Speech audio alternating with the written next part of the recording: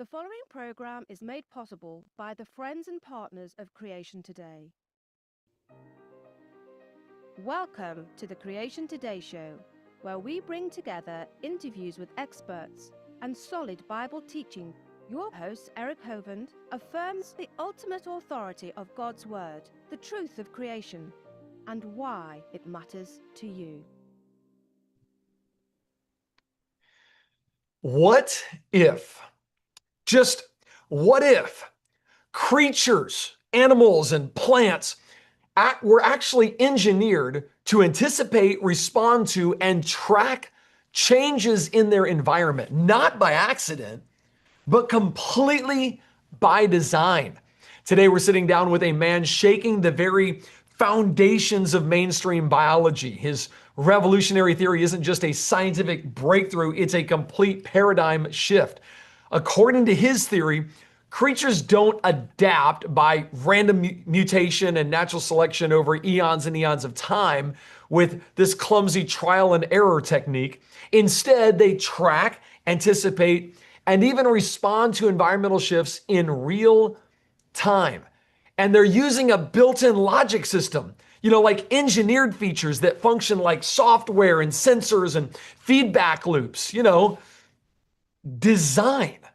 And if that sounds too intelligent for nature to have figured out on its own, well, that's the point.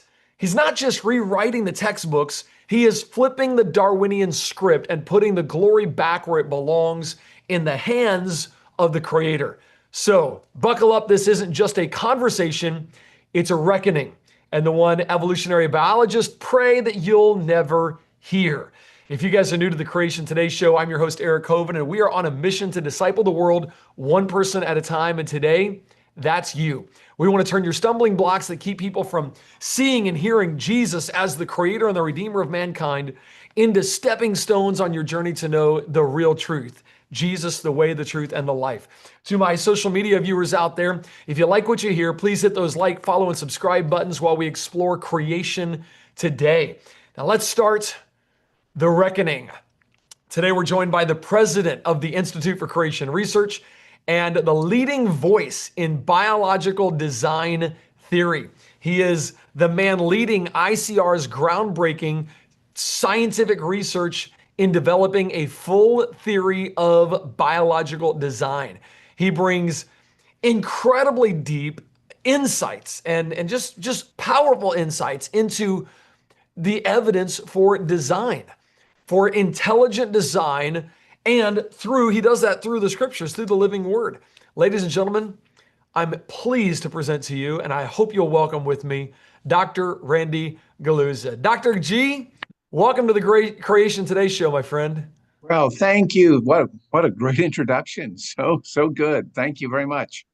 I have been listening to you talk about this for, I want to say, somewhere around 15 years. I remember being on a call with you years and years ago, and just kind of presenting a concept, and I went, "Oh my goodness, I think we're onto something." And you've actually taken this concept and really developed it. How long have you actually been working on this kind of theory that puts the glory back where it belongs, in the hands of the Creator? Well, it's probably been at least 12 to 14 years. Wow. So somewhere in there. It's been a long time. This is exciting. Now, why do you think, and if you're going to get to this in our presentation, just let me know you're going to get to it if I'm jumping the gun here. Why is the Darwin's theory scientifically collapsing right now? What's going on with that? Well, the main reason why it's collapsing and that they're having a rethink and there's almost a little mini rebellion in their camp is because they have a theory and they expect certain things to happen. They expect things to happen randomly. They don't expect them to happen very purposefully. So you're not expecting predictable changes in organisms, but one study after another, literally hundreds of different types of studies, are coming in showing that adaptation, and that's what we're talking about today, is adaptation, is a highly regulated process, and it's rapid. It's not this slow, gradual thing which they predicted according to their theory. It's predictable, And many, many, many times the responses are so targeted to the challenge in the environment that they're even, they're like I say, they're even predictable. So it's not fitting with their theory at all. I said this after seeing you just recently at the Creation Research Society meeting, which that was my very first one. And I got to tell you, after hearing all you guys present, some of it I got, some of it right over my head, but it is a good time to be a creation scientist. Would you agree with that Oh, concept with everything going on in science today? yes, yes, it's always been a good time. And then it became a great time in terms of geology over the last 40 years. But in the last 5 to 6 years, particularly with biology, which is an area where creation scientists are now starting to get our momentum in terms of biology. And this theory of biological design and the model of adaptation, continuous environmental tracking, as you said, thank you, are leading the way in this because it is a completely different way of thinking. So those who are online today, this is what we're after. Think about biology differently. A theory is going to get you thinking, and we'll get to this on some slides, but that's the main point. We want to change the way we think. Well, take us on a journey through this concept. And ladies and gentlemen, if you're watching, I'm just telling you, when you go through this, you're going to have a paradigm shift. All of a sudden, especially those of you that have a naturalistic worldview, if you're an unbeliever or you think, hey, I don't know about this whole God thing, I don't know about this whole design thing, wait until you hear the science as we're discovering now and what the implications are for a designer. Doc, feel free to share your screen and let's jump in here. I'm excited about this. All right. Yep, that's what we're going to do. We're going to hopefully everyone can see that now. Can everyone see that? Good. Uh, Do you I do see not my? see it yet. Go ahead and Okay, let's make sure that we're on share screen. Boom, boom, boom. We'll say share this. Make while sure you're we sharing, that. here it comes. Yes, while you're sharing, I'll tell you, you guys, and help me answer this real quick before you start the actual presentation. But you can present it. But how has it changed over 14 years of not only developing the theory but developing how you present it? Well, let me just say, you guys are going to be blown away with the explanation that you're going to hear. I think it's really evolved, if I can use that word, the proper way. It's evolved over the last 14 years to a point where, man, this is so well laid out. So, Doc, Great. we're all yours. Sure. I want to pick up with something that you discussed with me at the CRS. And as you said, this is our topic for today. But the main question for everybody is why in the world should we care? Why should we care about this whole idea of looking at biology from an engineering perspective whatsoever? So, Eric, by just quick way of background, I mentioned this at the CRS and you thought it was really important. And that is that when we're talking about changing the way people think, everyone should know that Darwin changed the way that people think about God. But he didn't do it by coming out and directly criticizing God or saying there wasn't any God. He did it by changing the way people thought about his creatures. And so they're changing the way people think about the creator by changing the way we understand his creatures. And what he and those who have followed him have done is basically say creatures are a natural product and that they are just essentially cobbled together. And that they're full of vestigial parts, they're full of a work, they're just simply a work in progress, and that they're there due to a struggle to survive. And so that picture of creatures as basically being full of broken parts, a continuous work in progress, nothing really, really special about them, changed the way people thought about God, and they changed it for the worse. And so there was no wonder that people started to say, well, maybe we don't even need God at all if he's even involved in anything. Who wants to serve a God who would do something like this?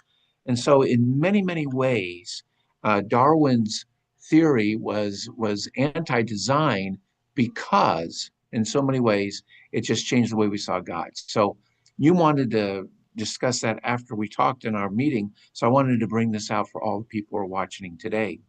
And And I number want to get two, back to that yeah, I that's a want to get back to that when biggie. you present. Yeah, that's so good.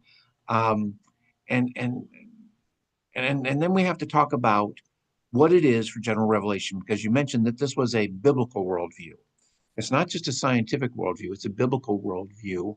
And so in this case, what everybody is seeing, what people saw before Darwin, was that they saw the engineered workmanship in creatures.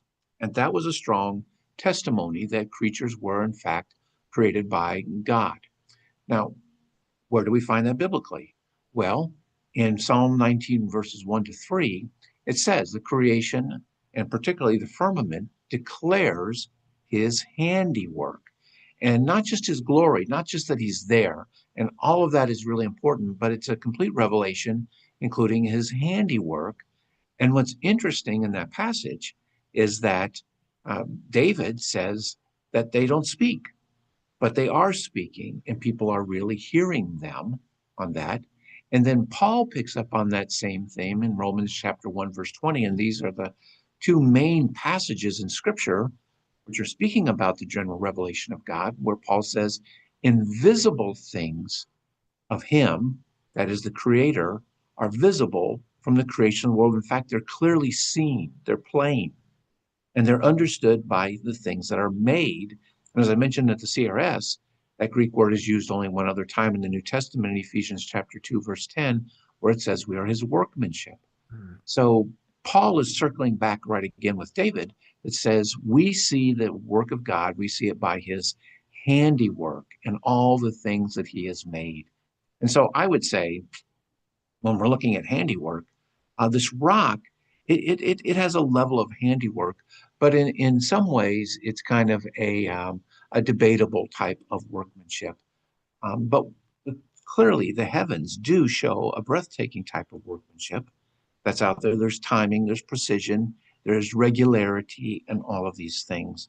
But in my view, what really is screaming to all of the creatures is this: living creatures, living creatures, which everybody on the planet has always seen, just show an incredible, unimaginable level of workmanship. And you don't have to have a telescope, you don't have to have a microscope. You just look at the birds, you just look at the fish, you just look at newborn babies. You look at these things, and it is telling you that this is really, really created. So the workmanship is everywhere on this planet. And I would suggest that when people are looking at those things, the birds, the fish, the baby, they're seeing all of the characteristics of workmanship as if they were looking at an operating engine, only with so much, much more detail on that. They're seeing the numerous interconnected parts, the particular arrangement of those parts, the proper alignment, the moving parts, precise timing, and so on and so forth. And that is what everybody is really seeing in the world around them today. I do find it interesting, Dr. Guliuzza, that we have had to break down the thought of what does workmanship actually look like.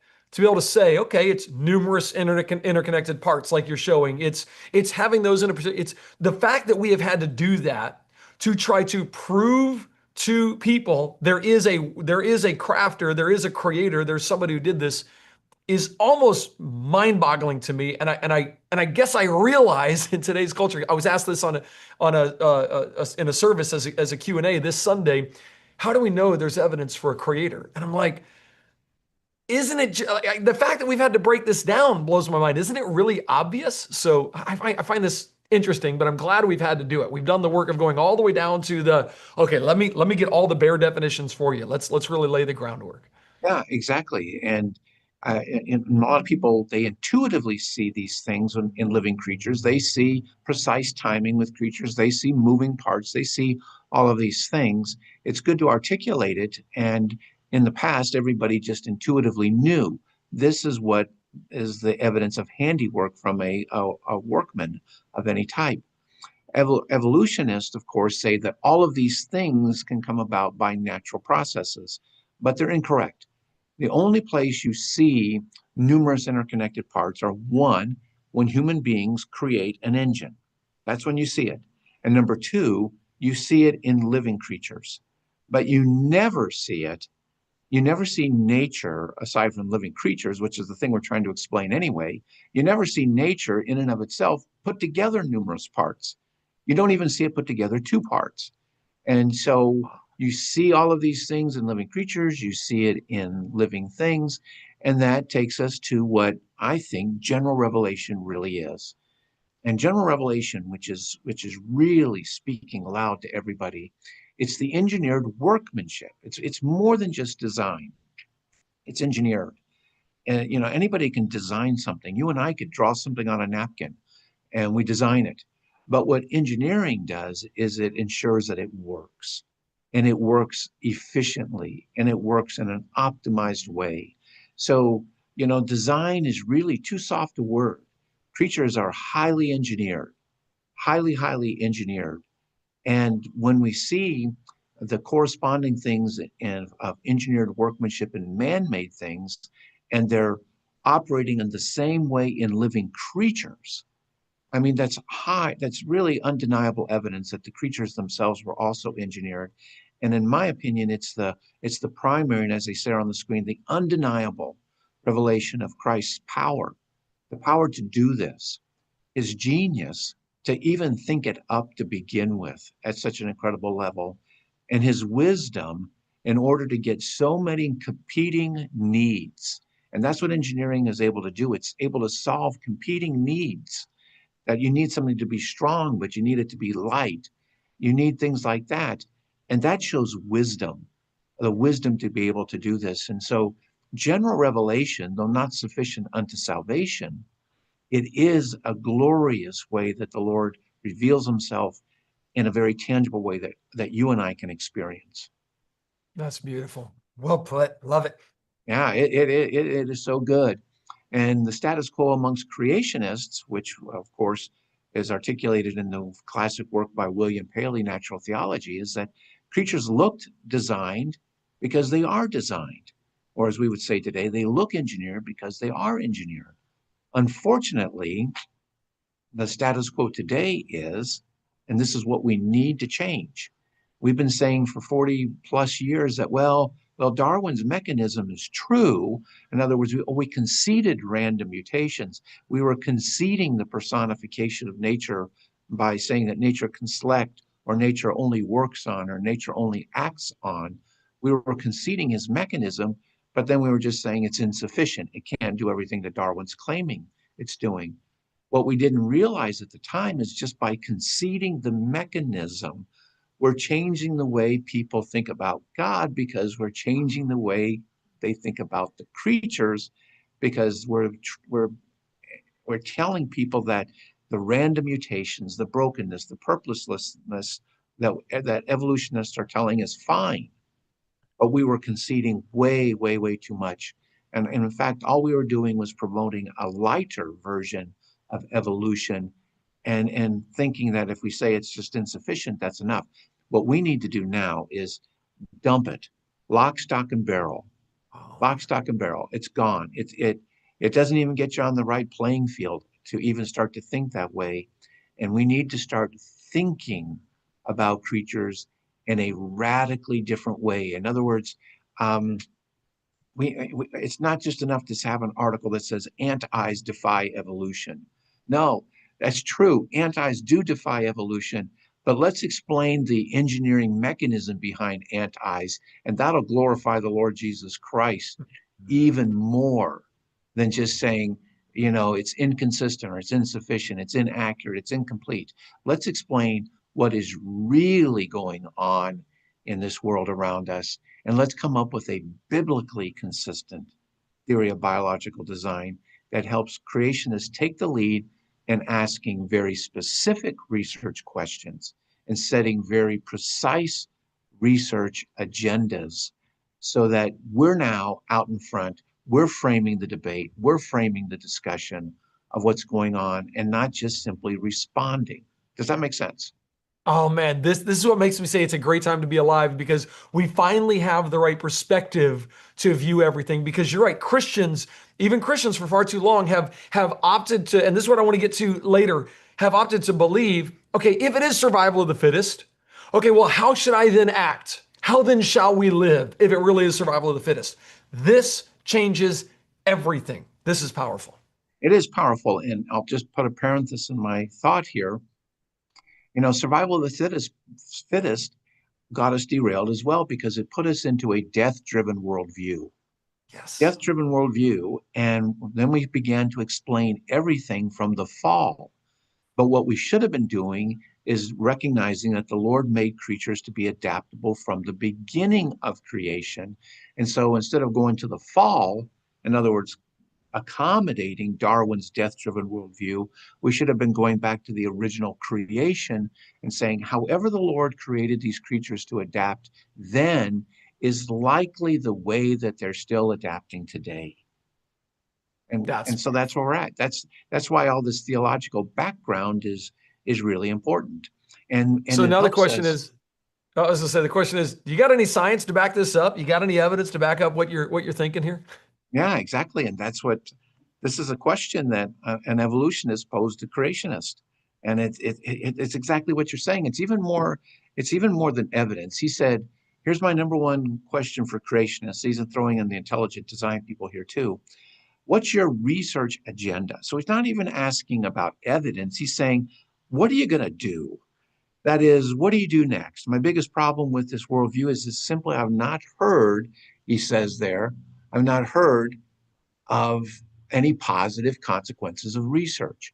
At best, you try to find troublesome examples and then argue that the standard Darwinian synthesis is insufficient. If you just say God designed it, then that seems to be a research inhibitor. Then you can just stop looking. What new research does this hypothesis help you do? What would creationists do with a $5 million research grant? And so good questions. That's a great question. That's a good challenge to us. What are we going to do if we were given all this money? So if you turn to this, and those people can take a screenshot or whatever, this is the paper that lays out at the ICC a lot of what I'm going to talk about in much, much more detail. So if you leave it here for a second, everybody can get a screenshot of that. But if you want more detail, want more pictures, this is the paper that does it. So where are we going to head today? And we have to move along smartly here a little bit on that. Where are we going to head today? First, I'm going to define for everybody scientific theory. Then I'm going to identify what needs to be explained. What's the main thing we have to talk about? I'm going to give only just one example of engineered adaptability due to our time. And then I'm going to go through not every point on this transformative framework, but some of the main points so that everybody can get an idea of what it means to think differently about things. So what is a scientific theory? Well, scientific theory, it doesn't mean just a guess. It's really a conglomeration of a history of ideas that are put into a framework that help us think about what we're seeing and help us organize our thoughts on particularly about the big questions in a scientific area. So there's the evolutionists have a theory of how the universe began. It's called Big Bang. So it's Big Bang theory. It's a theory because it answers a huge question: where did we come?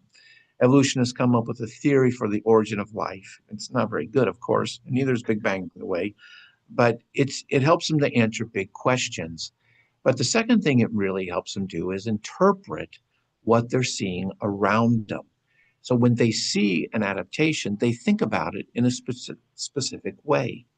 What this program is to do today is to get us to come up with an alternative theory that answers the big questions in biology and changes the way we see things and how we're going to interpret what's happening around us, particularly in terms of adaptation. Second, the big thing that needs to be explained is not just the diversity of life on Earth. Everybody from the beginning of creation knew that that's not just it. It's the fact that creatures look so highly engineered. That's what needs to be explained, and that was the primary evidence, as we've already seen, the workmanship for the existence of God. Now, this evolutionist, he's an evolutionary philosopher, he gets it. He says, and he recognizes correctly, that it's the apparent design. Of course, he says apparent. He doesn't think it's real design. In his mind, it's apparent design because selection did it.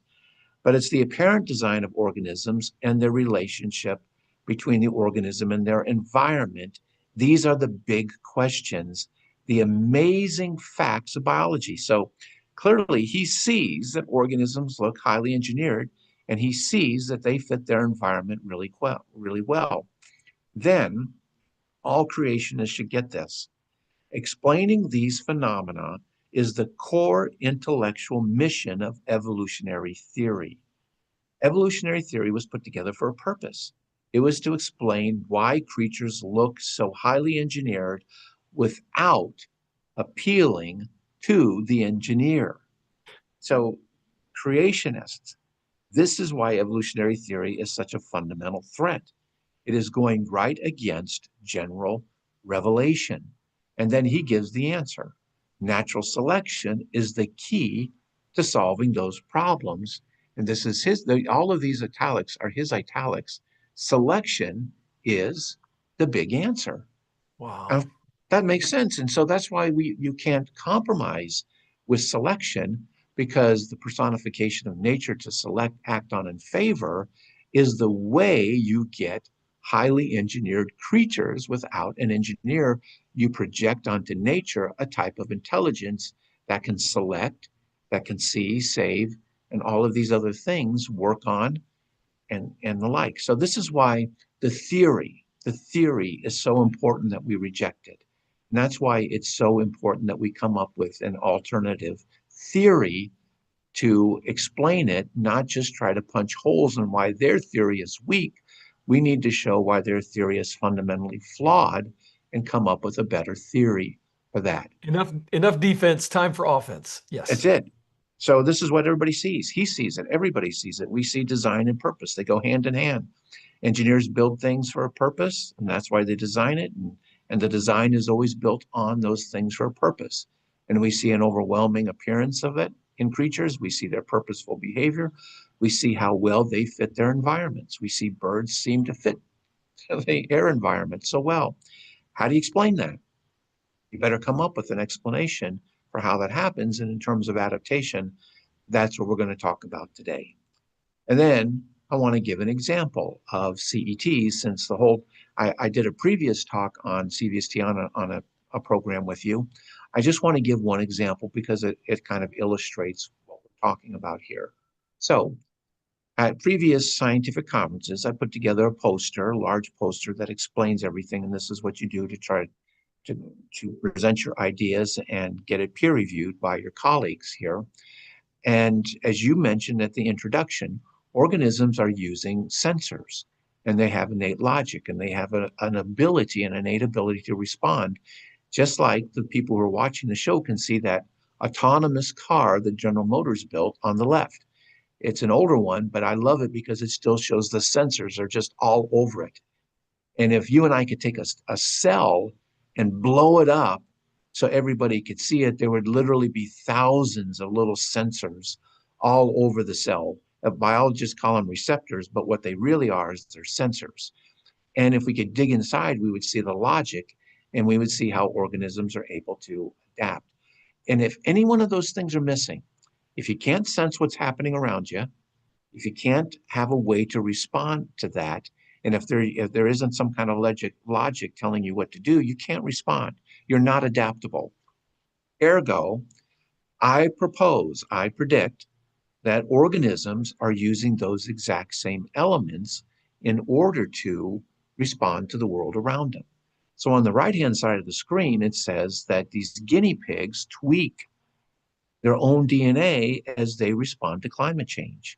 This was a great little experiment. They took some male guinea pigs, put them in a cage, and heated them up as if they were undergoing a hot environment. Then they took these male guinea pigs and they mated them with female guinea pigs that were not put in a hot environment. And then she had pups. And then they were able to check the expression of genes afterwards. And in this case, all of the pups, so there wasn't any death and survival. All of the pups lived, and all of the pups showed a change of expression of at least 18 genes, and these 18 genes related to thermoregulation. And not only did the pups have them, but dad also had these tweaks in their expression. So dad was doing it in real time, And dad was able to pass this information on to the pups in one generation. There was no death. There was no struggle to survive. And as far as we know, since this was done by an epigenetic mechanism, it's a highly regulated mechanism. So a theory of biological design predicts that we're going to find these corresponding elements between man-made things and God-made things, and they're operating in the same engineered way, which makes it very, very hard to deny that one was designed, but the other wasn't. This is beautiful. I wish social media and my television and podcast audience could watch the rest of what you're about to get into, because this is groundbreaking. Listen, I know everybody out there, you want to confidently trust that real science supports God's word. And yet we are all dealing with a culture that for years now, generations, has consistently bombarded us with evolutionary ideas, telling us we're just the result of random mutations and chance. And that kind of message leaves us feeling confused, unsure, even ashamed of standing on the truth of the Bible as our authority. We all see this all the time, and it's wrong. Thankfully, I'm so thankful for Dr. Guliuzza, ICR, our minister Creation Today, the other creation ministries out there that are helping millions of people around the world discover the truth that real science is not only consistent with Scripture, it powerfully confirms it. Dr. Guliuzza is doing research because he cares deeply about equipping you with the tools you need to stand firm in your faith and understand the way God actually created the world. And I tell you what you should do. I got to let you go, but what you should do is you should take the next steps in equipping yourself. Step number one, you should sign up for the newsletters. You can go to icr.org and creationtoday.org and get on the mailing list. ICR has an incredible acts and facts that they will send you absolutely free. You need to get on that so you can continue learning this information that strengthens your faith and you can strengthen your faith by watching the videos, the articles, the interviews, the podcasts they do. They put out a lot of incredible resources. Second, you should share the truth. Talk to your friends, talk to your kids, talk to your coworkers, have this discussion at your church, read the articles, text out a link, throw it out on social media, because you don't change culture by staying silent. You change it by speaking up.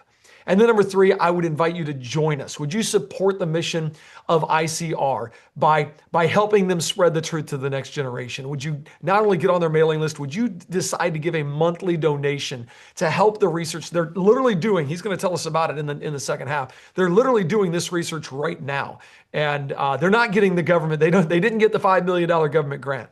Would love for you to support the work that they were doing. So if I were you, I'd follow those three steps and I'd do it today. Sign up, share, and support, because listen, if you don't, not only will you not get connected to more powerful truths that equip you, but the lies of evolution are going to continue to shape the hearts and minds of people around you. And we don't want that. We want them to know the truth that sets them free. So let's stand together boldly, faithfully, and unashamedly on the foundation of Scripture as we bring truth back to the center of our culture. Next week on the Creation Today show, we're going to go into this concept of engineering with Professor Andy McIntosh, while the bombardier beetle blows up evolution. This is still a little bit, it's actually both. It's a defensive, evolution can't explain this, and it's offensive. Look how amazing this thing is designed by the creator. So I'm excited about this. Dr. Guliuzza, is there anywhere else you want them to go, or do you think signing up and partnering with you guys right there at icr.org is the best place to go? Wow, you summarized that excellently. I couldn't have said it any better. So that's exactly what they need to do. I would love for you to join the next half of this conversation, where we're going into a lot more details of this new theory that's being presented to the world, and they're going to have to deal with this. And it's incredible. It's absolutely incredible. It's groundbreaking. To do that, please come on over to creationtoday.org and just partner with us. Help us spread the gospel around the world. Partner with us for any amount you want, and you get access to not only the rest of this conversation, but all the conversations we have at your fingertips. Would love for you to join us next week. But until now, and between now and then, please go share the gospel with somebody who needs to hear it. God bless. Okay, Doc, I just got my partners on with me now and those that'll watch this. And you have no idea how much I hope that